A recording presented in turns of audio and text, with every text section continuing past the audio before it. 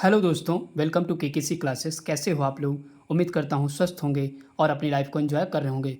दोस्तों, हमारी प्रश्नावली 8.1 चल रही है, जिसमें हमने इससे पहले वाले वीडियो में क्वेश्चन नंबर 6 तक सॉल्व कर लिया है। ओके दोस्तों, आज हम लोग क्वेश्चन नंबर 7 को सॉल्व करेंगे। ओके दोस्तों, आइए दोस्तों इसके बाद क्वेश्चन नंबर 7 करते हैं। क्वेश्चन नंबर 7 क्या कह रहा है दोस्तों?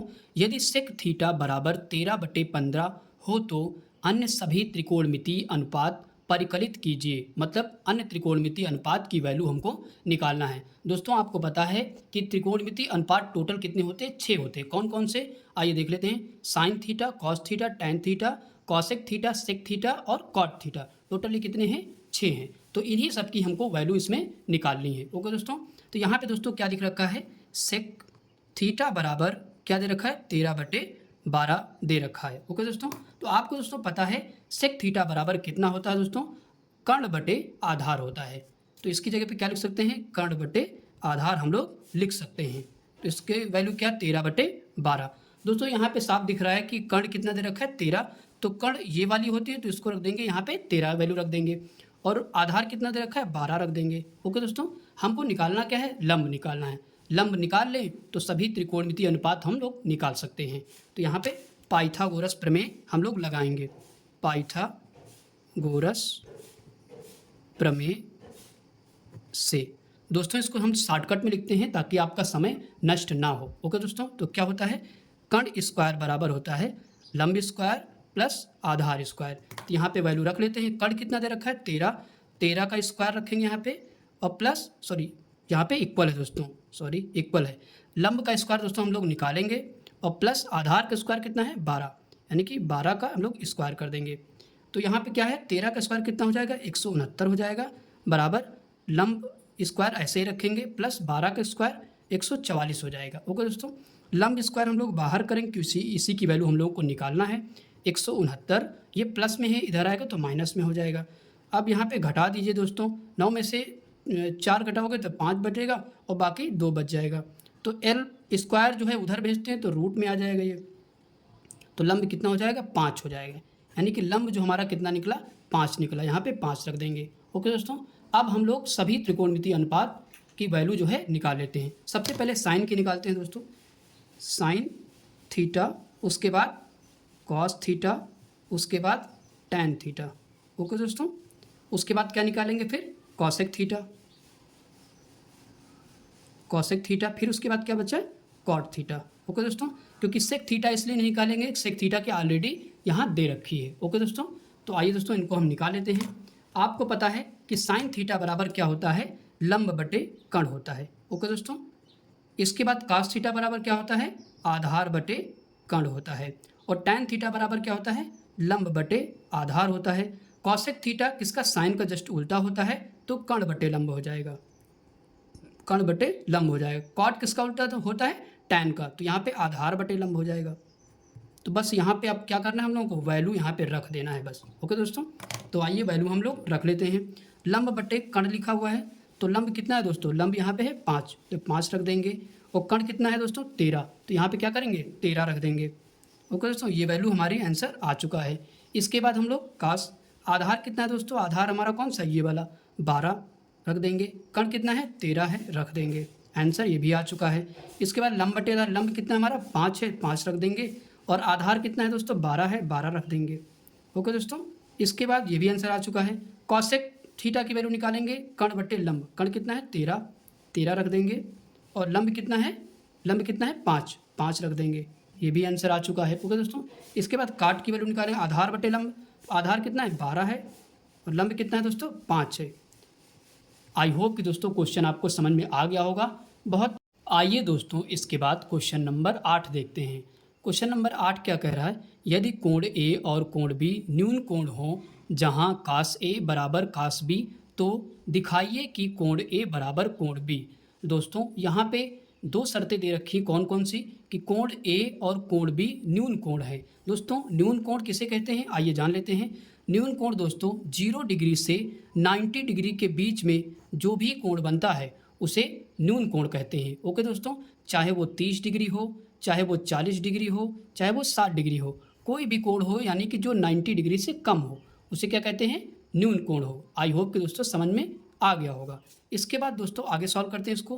कोण ए और कोण बी न्यून कोण है, तो दोस्तों यह तो 90 डिग्री का कोण है, या तो न्यून कोण होगा नहीं, या तो सम कोण है। तो ये वाला जो एंगल बनेगा कोण ए बन जाएगा। ओके दोस्तों, और ये जो एंगल बनेगा कोण यहाँ पे क्या हो जाएगा, बी हो जाएगा। ओके दोस्तों, तो ये दोनों हमारे कैसे कोण होंगे, न्यून कोण होंगे। अगर ये ए हो गया, ये बी हो गया, तो ये कैसा कोण हो जाएगा, सी हो गए। इसका क्या नाम हो जाएगा, सी हो जाएगा, एस सी कोण हो जाएगा। ओके दोस्तों, अब हम लोग आगे सॉल्व कर लेते हैं। यहाँ पे लिखेंगे कॉस ए बराबर कॉस बी। ओके दोस्तों, तो आपको पता है कास थीटा बराबर क्या होता है दोस्तों, तो कास थीटा बराबर होता है आधार बटे कण। तो यहाँ पे रख देते हैं आधार बटे कण। ओके दोस्तों, यहाँ पे भी रखेंगे आधार बटे कण। ओके दोस्तों, इसके बाद अब हम लोग आगे क्या करेंगे, ध्यान से देखिए दोस्तों इसको। कास ए यहाँ पे ए एंगल की बात कर रहा है, तो जस्ट उसके सामने वाली भुजा क्या होती है, लंब होती है। ओके दोस्तों, ये कंसेप्ट हमने अपने वीडियो में बता रखा है, जिसमें फार्मूले बताए हुए हैं। यानी कि बी और सी हम यहाँ पे क्या रखेंगे, ये तो क्या हो गई, ये भुजा कैसी हो जाएगी, इसके सामने वाली लंब हो जाएगी। तो यहाँ पे हमको चाहिए आधार, अगर ये लंब हो गई तो ये कैसी हो जाएगी, आधार हो जाएगी यहाँ पे। ओके दोस्तों, तो ए और सी यहाँ पे रखेंगे आधार, ए और सी लिख देंगे। ओके दोस्तों, अब यहाँ पे कण पता करना है। कण तो दोस्तों हमेशा सेम रहती है, तो यहाँ पे क्या हो जाएगी, कण सामने वाली भुजा होती है, तो ए बी हो जाएगी। इसके बाद कास बी देखेंगे, तो आपकी बार बी एंगल की बात कर रहा है, तो बी के सामने वाली भुजा क्या होगी, लंब होगी। अगर ये लंब होगी तो ये आधार हो जाएगी। तो यहाँ पे आधार पहले हमको पता करना है, क्योंकि आधार की बात कर रहा है, तो बी और सी यहाँ पे रख देंगे। इसके बाद कण यहाँ पे देखते हैं, तो कण सेम ही रहेगी, ए बी। ओके दोस्तों, आई होप कि दोस्तों इतना आपको समझ में आ गया होगा। इसके बाद आप देख रहे हो यहाँ पे ए बी, यहाँ पे भी ए बी कैंसिल हो जाएगा। ओके दोस्तों, बचा क्या हमारा, ए सी बराबर बी सी। ओके दोस्तों, तो यहाँ पे ये बच गया। अब हम लोगों को पता है ए सी भुजा इसमें कौन सी है, ये वाली भुजा ए सी है, और ये वाली भुजा कौन सी, बी सी है। ओके दोस्तों, तो ध्यान रखिए दोस्तों, बी सी भुजा ये और ए सी भुजा ये, त्रिभुज की समान भुजाओं के सम्मुख कोण क्या होते हैं, बराबर होते हैं। ओके दोस्तों, यानी कि इस भुजा के सामने वाला कोण, ये वाला कोण ए, और इस भुजा के सामने वाला कोण, ये कोण बी बराबर होंगे। तो यहाँ पे लिख देंगे कोण बी बराबर कोण ए के, यानी कि ए सी कौन सी है, ये वाली है, इसके सामने भुजा कोण कौन सा होगा, कोण बी होगा, और इसके यानी कि बी सी के सामने कोण कौन सा होगा, कोण ए। तो इसको दोस्तों इस तरीके से हम लोग लिख लेते हैं, कोण ए बराबर कोण बी के। तो दोस्तों हमारा सोल्यूशन यहाँ पे मैंने प्रूव कर दिया है, यहाँ पे लिख देंगे प्रूव्ड। आई होप कि दोस्तों समझ में आ गया होगा। आइए दोस्तों इसके बाद क्वेश्चन नंबर 9 देखते हैं। क्वेश्चन नंबर 9 में दोस्तों 3 क्वेश्चन हैं, 1 2 3। दोस्तों पहला क्वेश्चन बहुत ही आसान है, जैसे हम लोग अभी पहले के क्वेश्चन के सारे करे थे वैसे ही ये भी सॉल्व हो जाएगा। ओके दोस्तों, हम यहाँ पे दूसरा और तीसरा बता देते हैं। ओके दोस्तों, तो यहाँ पे तीसरा वाला, सबसे पहले दूसरा वाला देख लेते हैं। यहाँ पे लिखा हुआ है दोस्तों tan ए बराबर 1/2। तो हमको क्या निकालना है, कास ए की वैल्यू निकालना है। आपको पता है tan थीटा बराबर होता है लंब बटे आधार होता है, और इसकी वैल्यू क्या दे रखी है, 1/2 दे रखी है। तो दोस्तों आपको पता है लंब हमको यहाँ पे पता हो चुका है, और आधार भी पता हो चुका है। हमको निकालना क्या है, लंब पता है, आधार पता है, इसका मतलब कर्ण हमको नहीं पता है। ओके दोस्तों, तो हम कास ए की वैल्यू निकालने के लिए कर्ण पहले हम लोग निकाल लेते हैं। तो यहाँ पे निकाल लेंगे पाइथागोरस प्रमेय से।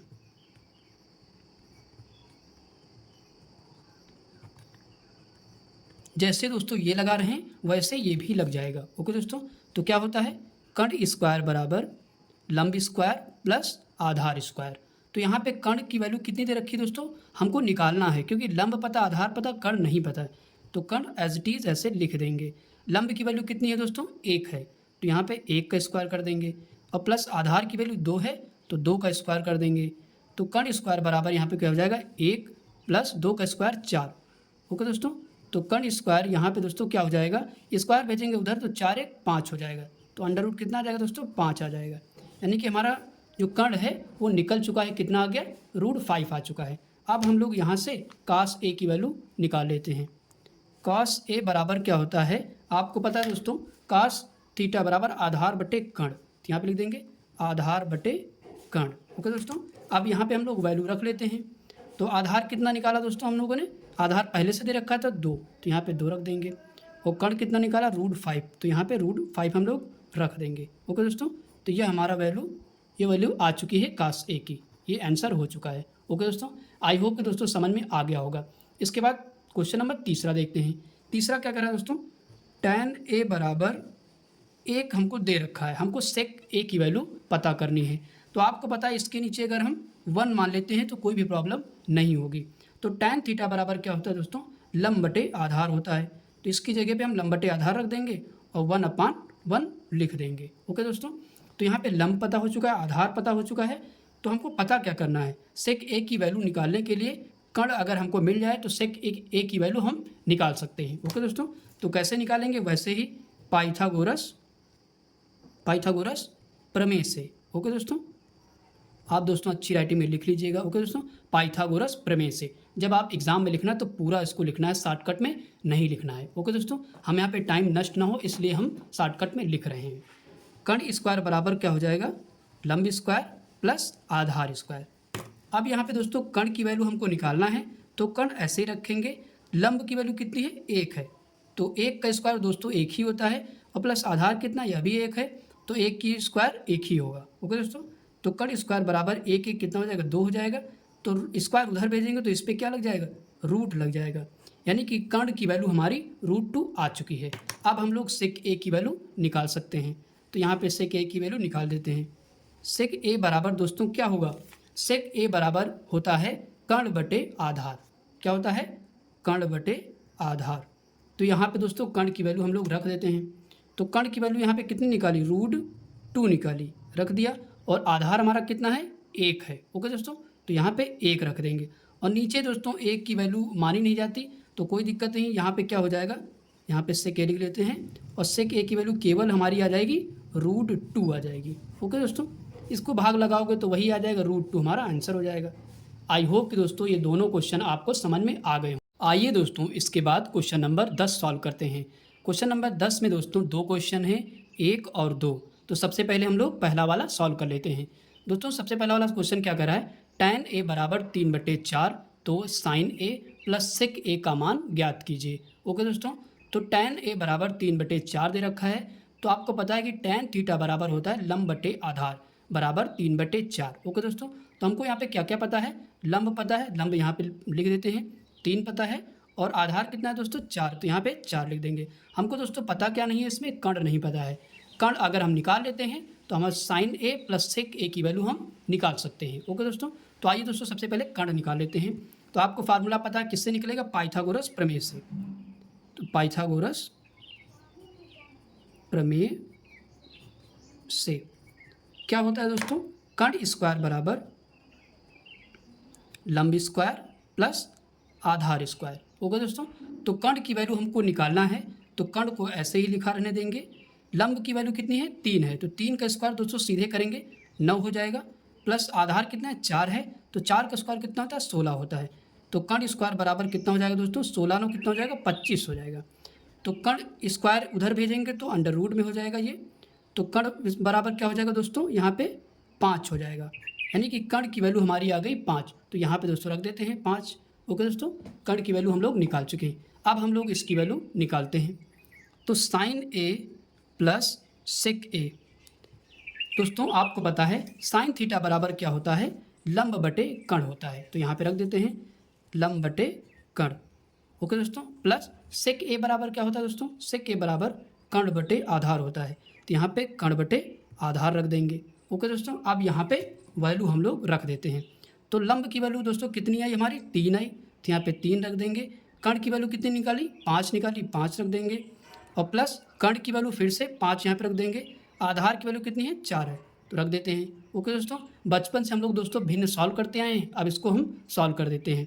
तो क्रॉस मेथड लगा दीजिए, 4 3 कितना हो जाएगा 12 हो जाएगा, और 5 25 हो जाएगा, और बटे 5 चौको 20 हो जाएगा। ओके दोस्तों, अब जोड़ लीजिए, 5 में 2 जोड़ो 7 हो जाएगा, 2 1 3 हो जाएगा, बटे 20 आ जाएगा। ओके दोस्तों, तो हमारा आंसर कितना आ गया, 37/20 आ चुका है। ओके दोस्तों, यही हमारा आंसर हो जाएगा। आई होप कि दोस्तों ये क्वेश्चन समझ में आ गया होगा। आइए दोस्तों क्वेश्चन नंबर 10वें का दूसरा क्वेश्चन देखते हैं। दोस्तों दूसरा क्वेश्चन क्या कह रहा है, tan a बराबर 60/11, तो sine square a minus cos square a का मान ज्ञात कीजिए। ओके दोस्तों, तो tan a बराबर 60/11 दे रखा है। आपको पता है tan a बराबर लंब बटे आधार होता है, जो कि बराबर 60/11 के हो जाएगा। ओके दोस्तों, तो लंब कितना दे रखा है, 60 दे रखा है, और आधार कितना दे रखा है, 11 दे रखा है। ओके दोस्तों साइन स्क्वायर ए माइनस कास स्क्वायर ए की वैल्यू हमको निकालना पड़ेगा, तो हमको क्या ज़रूरत पड़ेगी, तो यहाँ पे कर्ण की ज़रूरत पड़ेगी। ओके दोस्तों, तो आइए दोस्तों सबसे पहले हम लोग कर्ण निकाल लेते हैं। तो यहाँ पे किससे निकालेंगे, पाइथागोरस प्रमेय से। ओके दोस्तों, पाइथागोरस प्रमेय से। ओके दोस्तों, तो पाइथागोरस प्रमेय क्या होती है दोस्तों, कर्ण स्क्वायर बराबर लंब स्क्वायर प्लस आधार स्क्वायर। तो यहाँ पे दोस्तों हमको निकालना क्या है, कर्ण निकालना है। तो यहाँ पे कर्ण स्क्वायर ऐसे लिखे रहने देंगे और लंब स्क्वायर की वैल्यू यहाँ पे रख देते हैं।